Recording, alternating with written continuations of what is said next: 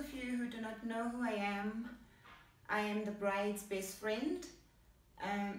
I've been best friends with Lulu since we were 14, and what I can say is I am very happy to be part of this beautiful day. Lulu has always been a very strong woman. She's always been very strong. I remember when we were in high school and she had her first abortion, on the same evening she was able to go out and party the night away in a nightclub, even getting herself a one-night stand, which for most of us was something we were not even familiar with.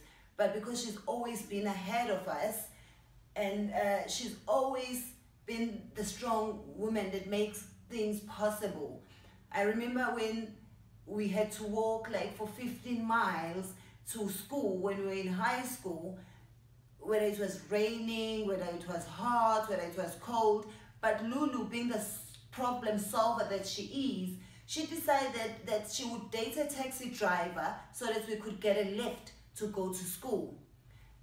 And when we were in high school, our last year in high school, we were doing matric, and I remember we missed one of the exams, and Lulu decided that, being the good friend that she is, the good friend that she's always been to all of us, she decided that she would sleep with Mr. Kambule, who was our English teacher, so that we could all get our good marks. And when we finished high school, we all separated. I went to university because I had the best marks.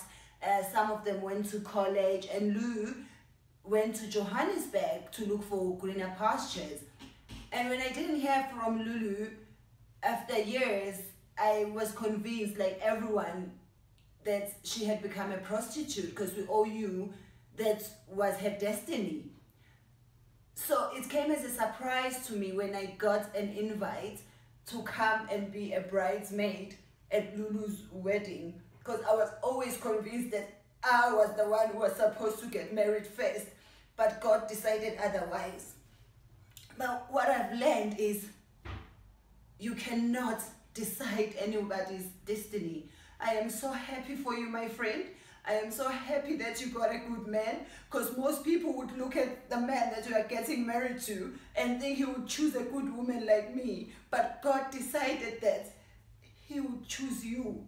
No, even though I'm here, I'm educated, I'm beautiful, I'm available, I've never had a child, I've never had an abortion, but he decided to choose you. So being a second hand doesn't mean you are a write-off. Look at my friend today. It's a happy day. She is happy, and I'm also happy for you.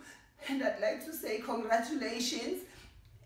And I'd like to say to the groom that I'm also happy for you. If things don't work out between you and my best friend Lulu, I'll always be there for you. I will always be there for you. You are part of my family now. You are free to call me at any time. You can ask me for anything, absolutely anything that you need.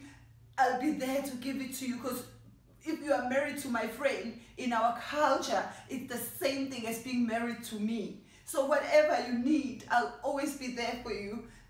Congratulations, Lulu, my friend. I wish you all the best. Thank you.